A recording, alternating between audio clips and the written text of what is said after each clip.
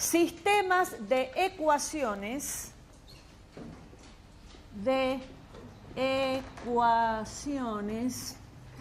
definidas implícitamente.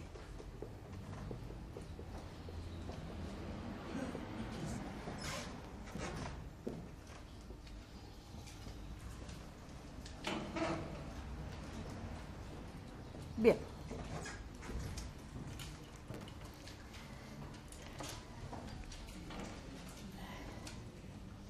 Ah, no, sí está en silencio. Bien.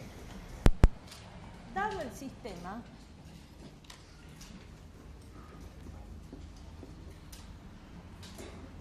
vamos a dar un sistema. F1 de X y UB igual a 0. Y la función F2 de X y UB igual a 0. Estas dos funciones definidas implícitamente, o ecuaciones, me forman el sistema, ¿sí?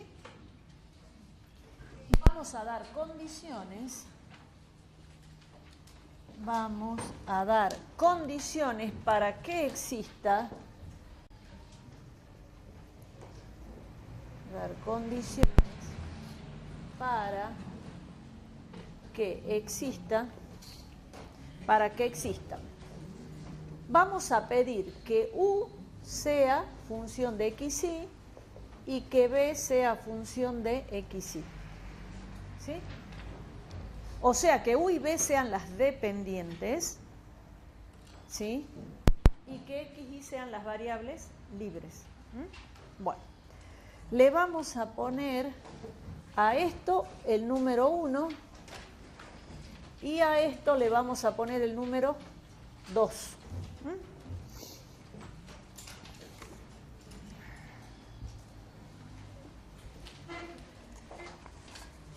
Acá una cosa importante que hay que tener en cuenta es lo siguiente, para saber cuántas variables libres voy a poner yo y cuántas variables dependientes.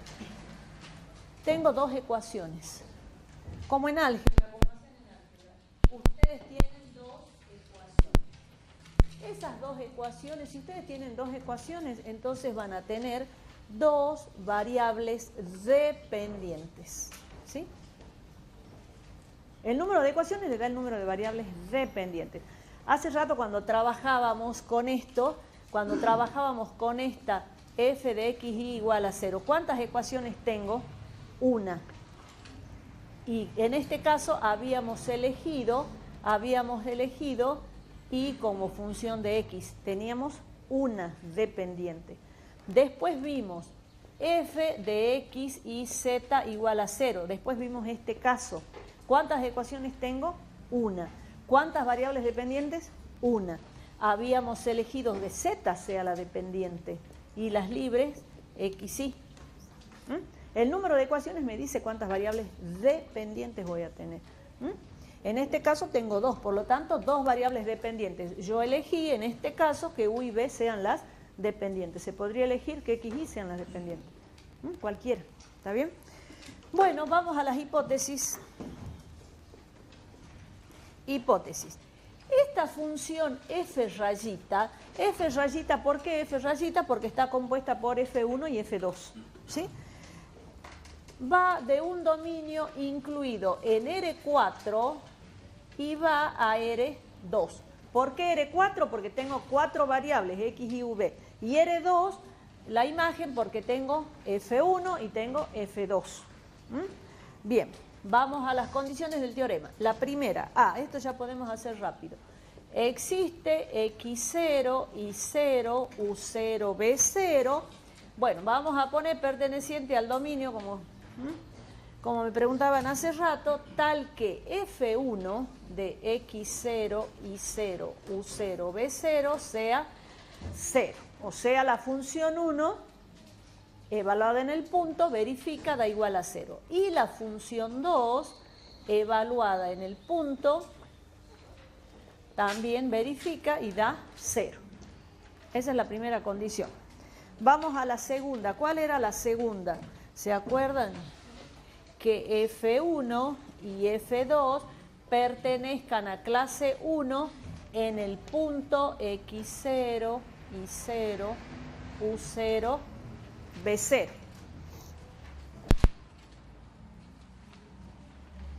Y la tercera es esta, ya es un poquito distinta. Es el jacobiano en la escritura, digamos así, de F1, F2 respecto de, tiene que ser distinto de 0. Ahora, a ver, ustedes opinen. ¿Qué voy a poner acá? ¿Qué voy a poner? ¿V o voy a poner XY? V. Voy a poner F1, F2 respecto de V. ¿Por qué? Porque me están pidiendo que dé las condiciones para que V sea función de XY. O sea, V son las dependientes. Recuerden que en la tercera condición del teorema siempre hago las derivadas respecto de las que se están proponiendo de dependientes. Bien, sigo acá. Si existe, si se cumplen todas las hipótesis, puedo escribir la tesis. ¿Qué dice la tesis? Entonces va a existir U como una función F1 de XY y B como una función F2 de XY. Esa es otra forma de anotar. En vez de poner U y B, pongo F1, F2. Bien. ¿Dónde van a existir? En un entorno del punto X0 y 0 y es única. Y es única. ¿Sí? Bien. Y puedo anunciar las propiedades.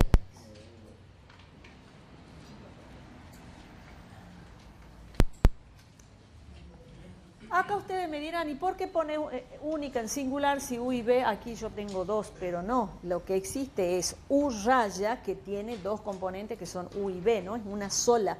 U y B son las dos partes de U.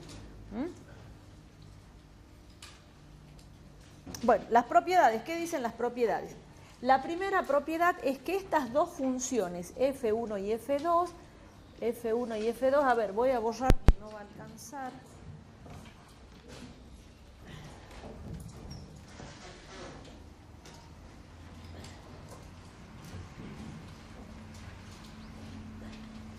Bien, F1 y F2 pertenecen a clase 1, siempre es lo mismo. F1 y F2 pertenecen a clase 1 en X0 y 0. ¿Qué me aseguraba esto? ¿Se acuerdan? Esto me asegura... ¿Qué derivadas? Parciales. Esto me asegura que existen, y bueno, fíjense, U depende de XY, entonces va a ser la derivada de U respecto de X, la derivada de U respecto de Y. ¿Qué otra derivada me está asegurando que existe? B de X, B de Y. Entonces, cuando estas dos funciones nosotros decimos por propiedad que pertenecen a clase 1, estamos asegurando que existen las derivadas parciales. Bien. La segunda propiedad es que el punto verifica, ¿no? Entonces, U sub 0 es igual a F1 de X0 y 0 y B0 es F2 de X0 y 0. Es decir, el punto verifica esas dos funciones explícitas. Y la tercera es que F1 de XY, F1 de XY es igual a 0. Cuando yo reemplazo F1 minúscula en F1 mayúscula. Y F2 de XY, F2 de XY es igual a 0. Y acá, ¿qué me falta decir? Para todo X perteneciente al entorno del punto X sub 0. ¿Se entendió? A ver, esto lo voy a borrar y lo voy a bajar acá. U de X, U de Y, B de X, B de Y. Bien, así ocupo esta parte del pizarrón. ¿Alguna duda? ¿Quieren preguntar algo?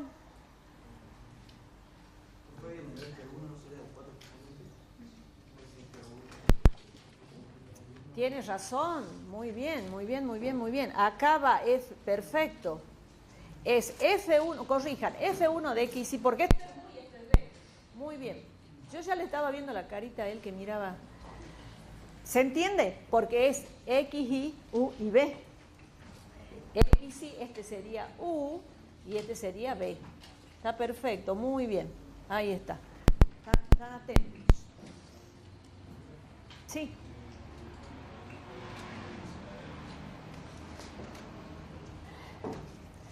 ¿Sabes por qué? Porque esta F1, F2 sería la F rayita que está formada por F1, F2, sería eso. ¿Entienden?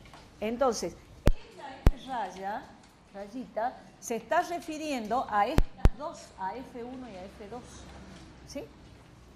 Si no, tendrían que poner F1, esto, F2, esto. Rayita, ya estamos hablando de F1 y F2. ¿Sí? Bien, en notación simplificada, ustedes si pueden usar notación simplificada, sería eso, sería así. En notación simplificada,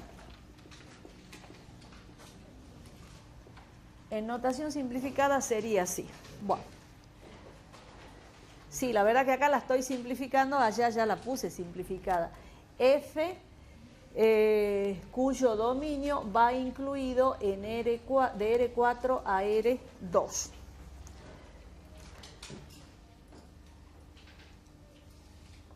Bien, dominio abierto conexo, veo que me comí allá. Chicos, ¿quieren volver acá y agregarle abierto conexo? Acá, aquí, acá, dominio abierto conexo. Dominio abierto con eso. Bien, ¿cómo sería la notación simplificada? Para la primera, existe X0, U0, tal que F de X0, U0 es igual a 0, donde X0 es X0, Y0 y U0 es U0, B0. ¿Se entiende? O sea, en vez de escribir F1, F2, escribo F raya. En vez de escribir X0, Y0, U0, B0, escribo así. Es más, ustedes pueden usar cualquiera de las dos. La B sería F rayita pertenece a clase 1 en X0, U0. ¿Ven? Es más rápido. Y la tercera es el jacobiano de F rayita respecto de U rayita. ¿Sí? En X0, U0 es distinto de 0. La tesis sería, existe U rayita igual a F rayita de X rayita. O sea, en este U tengo U sub 1, U sub 2. Por eso lo que les decía recién, que pongo en singular, es única, es una sola, es la U rayita. ¿Qué más? En un entorno del punto X sub 0 y es única. Bueno, y para las propiedades, me voy a tener que ir allá. A ver, tratemos de que quepan acá. Propiedades. Bueno, yo las voy a poner un poquito amontonadas a las propiedades. Ustedes escríbanlas una debajo de otra, ¿no? La primera propiedad que decía que F rayita pertenece a clase 1 en X sub 0. La escribo al lado, chicos, ustedes escriban abajo. La segunda es que el punto U0 sea igual a F de X sub 0. Y la tercera es que F, bueno, ya me corro, de X, F rayita de X sea igual a 0. Para todo X perteneciente, ahí está. Esa es la forma simplificada, chicos. No se las quise presentar primero. porque como este es un tema nuevo, digo, bueno, capaz que no se ubican tanto quién es F rayita, U rayita, ¿entienden? Por eso preferí escribirles todo. Y ahora, al final, hacemos la forma simplificada. Cualquiera de las dos está bien.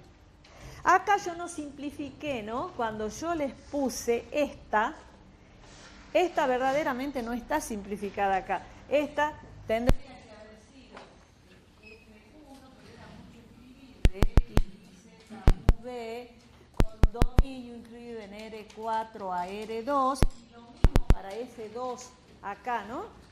Pero no lo dejemos así nomás. Ustedes ya saben que esta F rayita involucra a F1 y a F2. Bien, y ahora, ¿cómo calculamos las derivadas? ¿Qué hicimos? Tenemos el sistema de 2 por 2, hemos planteado el teorema, las hipótesis del teorema, hemos planteado la tesis del teorema, dijimos que existe, que es única, y hemos enunciado las propiedades. Ahora, ¿qué tenemos que hacer? Calcular las derivadas. Bueno, borré.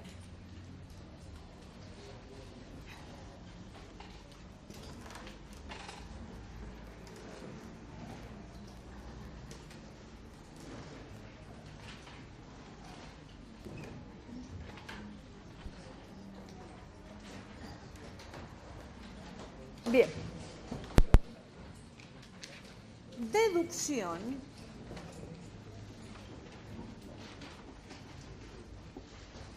Deducción de las expresiones, deducción de las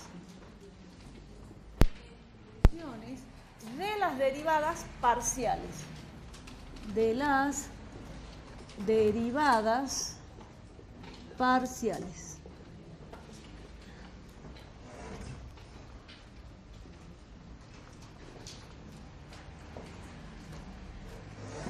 Bien.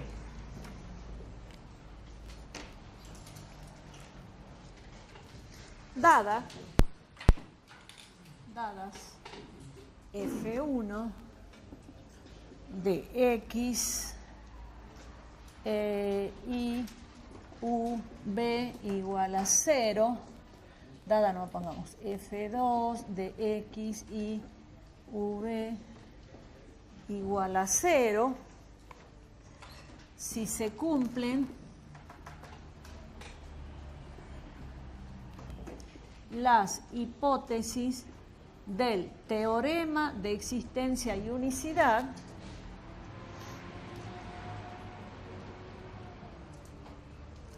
entonces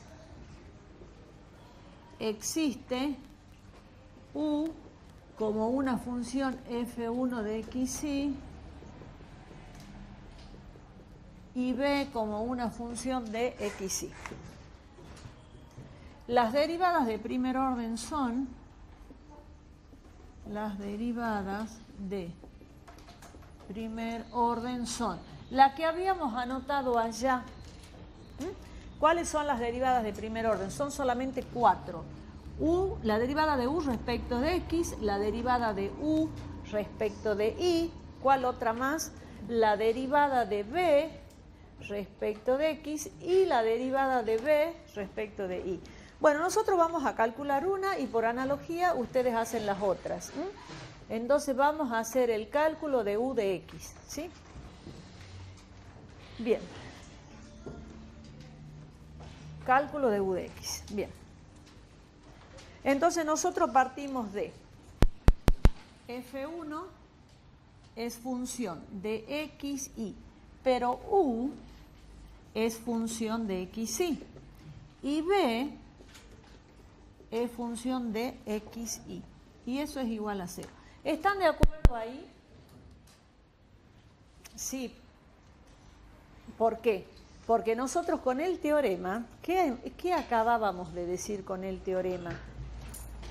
Que tanto U como B, como se cumplieron las condiciones, eran funciones de XY. Entonces yo ahora escribo que U es función de XY y B también.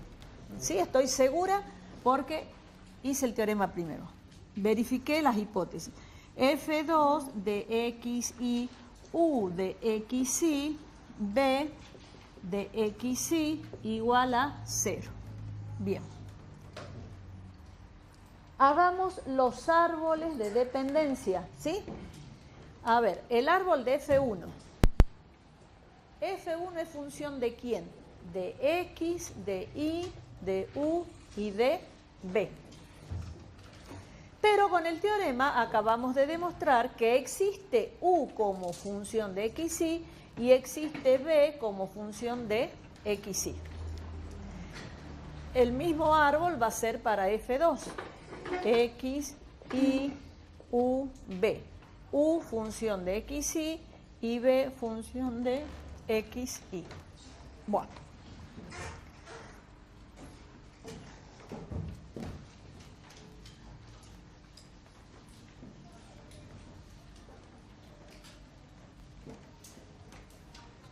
Ustedes están en condiciones de derivar. Vayan pensando, a ver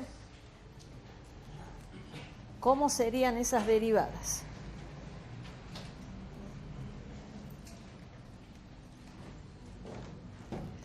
Observen que si yo hago un barrido, a ver, miren, yo hago un barrido de F1, siempre barremos así, ¿no es cierto? Entonces yo barro así.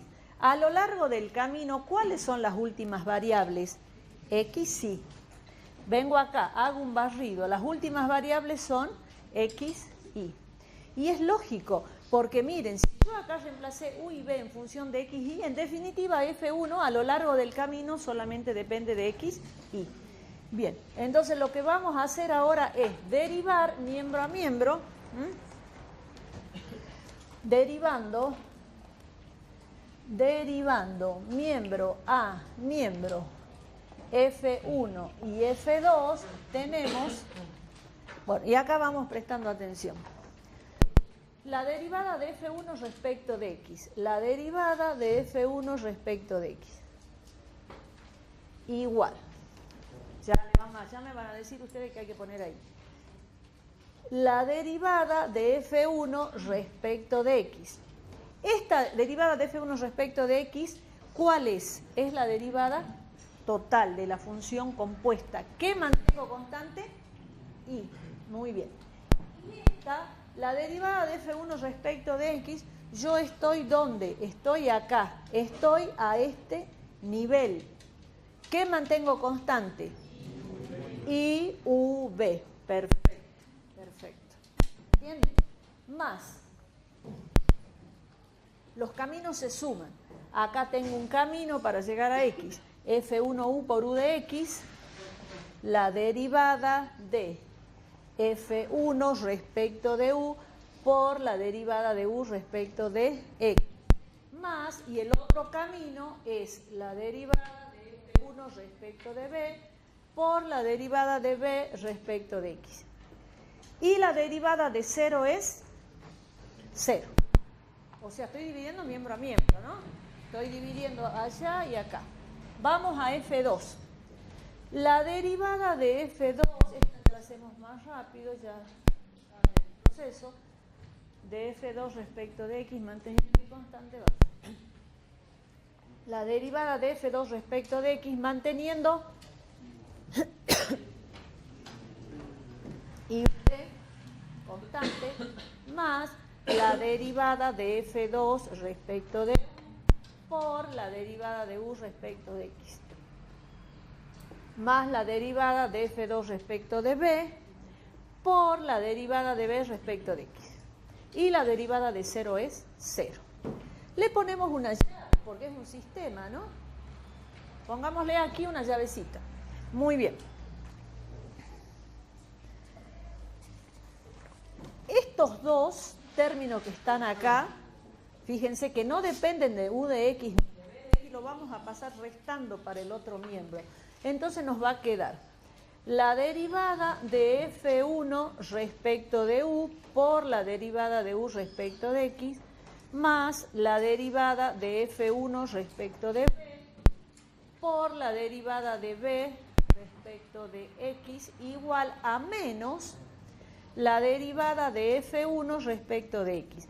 Ahí ya no hace falta poner que la Y es constante constante, la I, U, B, esto que es constante. Acuérdense como hace rato, lo decimos una sola vez, ya está. Y ahora la segunda ecuación. La derivada de F2 respecto de U por la derivada de U respecto de X, más la derivada de F2 respecto de B por la derivada de B respecto de X. Igual, y este término que está acá sumando pasa restando la derivada de F2 respecto de X. Bien, este es un sistema de dos ecuaciones por dos incógnitas. Este es un sistema de 2 por 2 y lo vamos a resolver por Cramer. Sistema de 2 por 2. Dos ecuaciones con dos incógnitas. ¿Cuáles son las incógnitas? U de X. ¿Se acuerdan que Cramer pide que las incógnitas estén en columnas, ¿no? U de X, U de X. ¿Y cuál es la otra incógnita? Esta, B de X. Bueno. Entonces resolvemos el sistema por Cramer.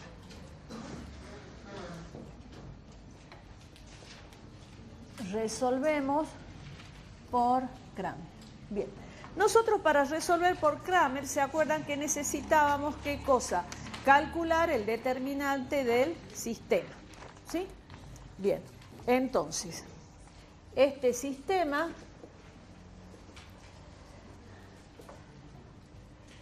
tendrá solución única si el determinante es distinto de 0. Bien, ¿y el determinante cuál va a ser? Lo que acompaña, los coeficientes que acompañan a las incógnitas, ¿sí? Les hago una pregunta. Si la incógnita es esta, este es su coeficiente. ¿Yo conozco estos 4 coeficientes? ¿Los conozco? Sí, seguro. Sí los conozco, porque yo tengo de dato estas dos funciones implícitas que a mí me dan al inicio y yo perfectamente puedo calcular F1 de U, F1 de B, F2 de U, F2 de B. Es decir, que estos coeficientes, digámosle así, que acompañan a las derivadas, son valores conocidos, porque los saco de allá. Y bueno, entonces, ¿qué voy a poner acá? La derivada de F1 respecto de U, la derivada de F1 respecto de B. ¿Se acuerdan Cramer, chicos?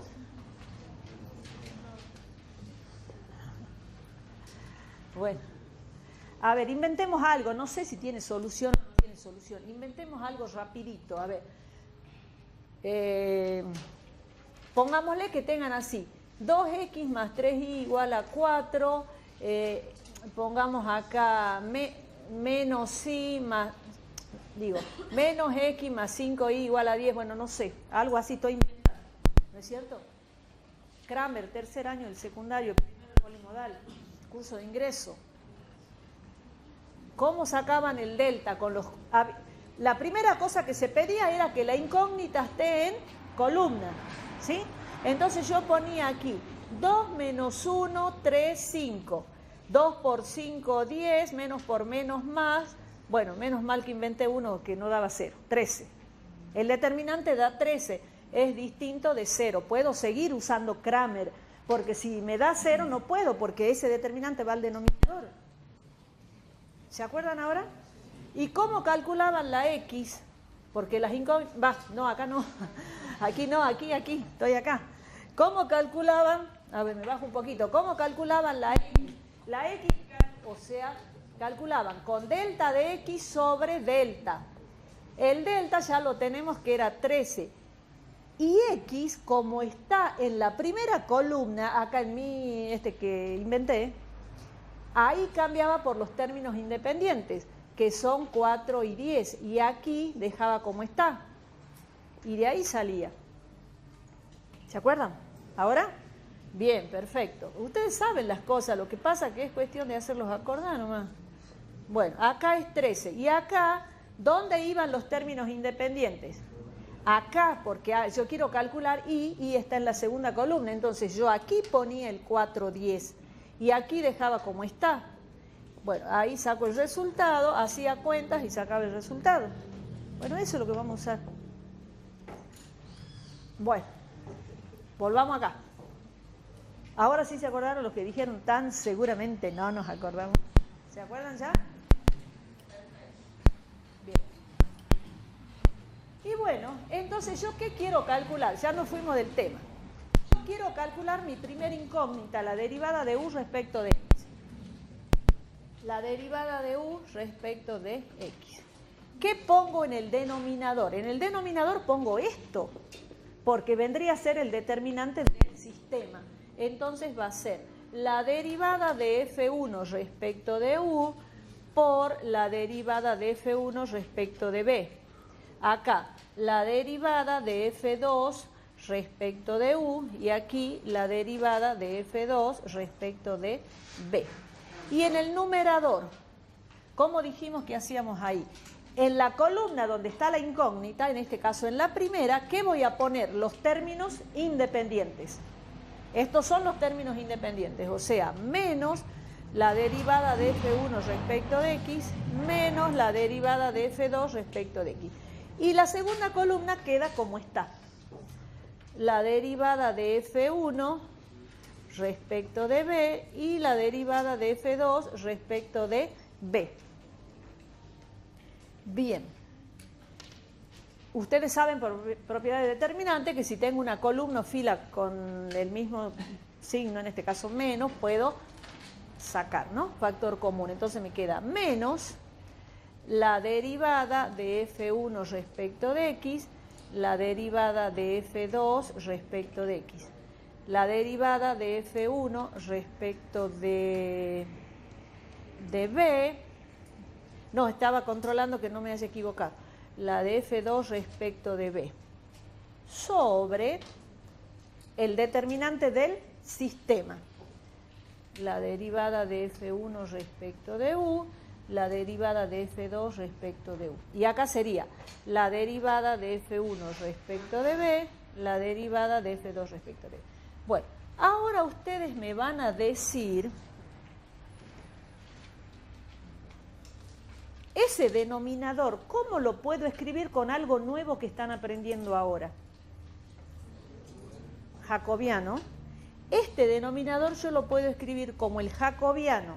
¿De quién? De F1, F2, ¿se acuerdan que F1, F2 me daban eran las filas? Respecto de, y miro las columnas. La primera columna está respecto de U, la segunda columna está respecto de B. Entonces de U, B. Bien, menos, este signo menos lo mantengo, y este va a ser el jacobiano de ¿quién? De F1, F2, recuerden que ahí yo pongo lo que está en fila, F1, F2, lo dijimos el primer día. Y en las columnas que tengo, X aquí y aquí tengo B. X, B. Bueno, no es tan largo el paréntesis, es para arriba, no. Este paréntesis no es así. Bueno, ya se puede borrar la ayuda a memoria de esto que hemos recordado. Bien. Por lo tanto, la derivada de u respecto de x va a ser igual. ¿Saben qué? Ustedes no borren, yo lo borro para escribirlo arriba. ¿Sí? Acá. Por lo tanto, la derivada de u respecto de x es igual. Este es lo que me aparece en el denominador. ¿Alguna vez será 0 y voy a tener problemas? No, nunca va a ser 0. ¿Por qué? Porque es la tercera condición del teorema. Si se fijan, cuando hemos empezado con el teorema, pedíamos que u y b sean las dependientes. Y pedíamos en la tercera condición que esto sea distinto de 0. Nunca va a ser 0 esto. Bien, menos el jacobiano de F1, F2 respecto de XB. En el punto, ¿cómo va a ser en el punto? La derivada de u respecto de x. Y ahora ustedes me van a decir, a ver, así de paso se me despierta. qué punto voy a poner esto? Seguro, ya, a ver, ya, x0 y 0, nada más. ¿Por qué? Porque hemos dicho que u dependía de x, y. Bien, ahora acá, el jacobiano de f1, f2, respecto de v, acá vamos a hacer así una rayita, menos el jacobiano de f1, f2, respecto de xb. Bueno, podemos poner el punto acá o hacer una rayita y poner un solo punto, es lo mismo. Bueno, pongamos aquí. ¿Qué punto voy a poner? ¿Están de acuerdo? Y acá lo mismo. Bien. ¿Está? Recuadremos esto y recuadremos esto.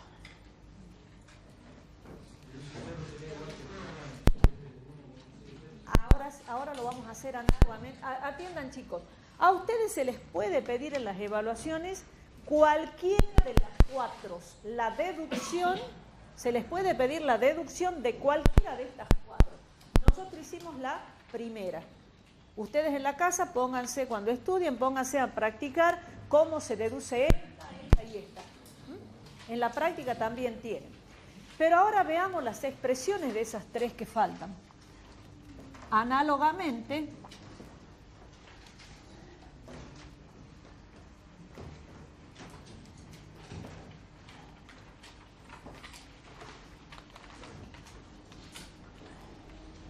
bueno, análogamente,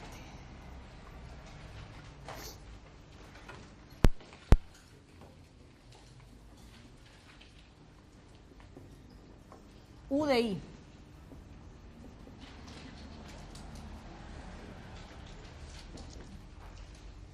Bueno, ¿qué pongo en el denominador? Siempre miren por el denominador.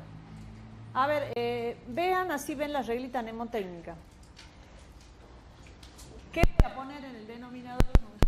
Más bonito. El jacobiano de F1, F2 respecto de U y B. En el denominador, como regla mnemotécnica, siempre va la tercera condición del teorema. En el numerador, menos el jacobiano de F1, F2 respecto de quién. A ver, ¿se animan a hacer la regla mnemotécnica? Fíjense que a mí me pedían derivar U respecto de X. Entonces, donde está la U, ¿qué voy a poner? La X. Esa es la regla mnemotécnica, ¿sí? Entonces, allá, ¿cómo voy a escribir? Donde está la U voy a poner I y B. Entonces, atiendan, chicos, en la práctica, cada vez que quieran calcular una derivada, no se van a poner a hacer toda la deducción. Ustedes directamente escriben esto, salvo que la consigna diga, bueno, deduzca la expresión de la derivada de U respecto de I, ahí sí hacen toda la deducción. Pero si les dicen, les dan el ejemplo y les dicen, hagan la derivada U de I, directamente ponen la regla mnemotécnica y ya está. O sea, la expresión para calcular la derivada. Bien, ¿qué otra habíamos puesto? O tenemos B de X. ¿Cómo es? ¿Cómo sería? Abajo va la tercera condición del teorema respecto de V. Y arriba, en el numerador, menos el jacobiano. Dicten ustedes, yo espero. F1, F2. No es X por 1, sino X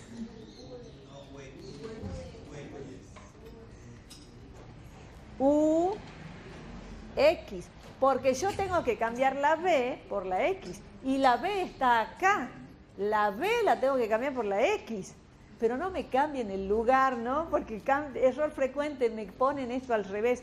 No, B de X, entonces la regla mnemotécnica, donde está la B, voy a poner la X, pero en ese lugar, no tengo por qué la X ponerla aquí, ¿se entiende? Donde está la B, pongo X. Y queda una, B de I, y con eso ya tenemos las 4. ¿Cómo va? En el denominador, la tercera condición del teorema. Miren, chicos, más vale que en la práctica vuelen, ¿no? Con todo lo que estamos viendo acá. Y en el numerador, ¿qué pongo? Dicten.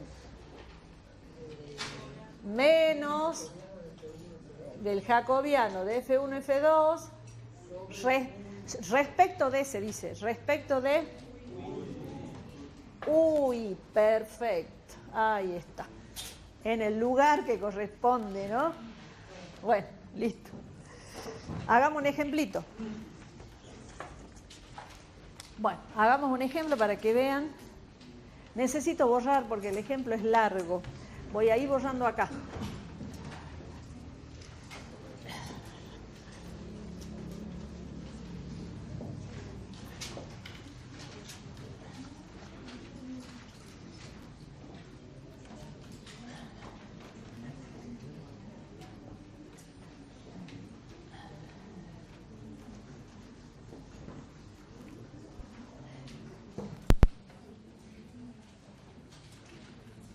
Bueno, por supuesto, chicos, que allá no pusimos los puntos, pero es en los mismos puntos que están aquí, ¿no? Sí.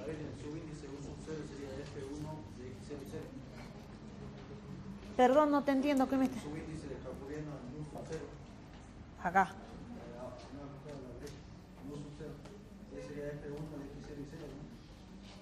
¿No? No. Él lo que me está preguntando es esto. Si yo acá pongo solamente x0 y 0, ¿me estás preguntando? Claro, sería equivalente, pero no, escribirlo directamente u sub 0. Pero sí, es lo que vos decís. Él lo que me está diciendo es que si este u sub 0 vendría a ser el f de x0 y 0, pero ¿sabes qué? No lo vas a ver así, porque acuérdate que en el dato, cuando te dan el problema, a vos te dan las funciones implícitas, entonces te van a dar este punto, ¿entendés? Te van a dar el punto total. Está bien que u0 va a ser f de x0 y 0, está bien, pero no te lo van a dar así, te lo van a dar con los 4. Ahora vemos el ejemplo y ahí se te va a aclarar el concepto, la idea, lo que estás preguntando.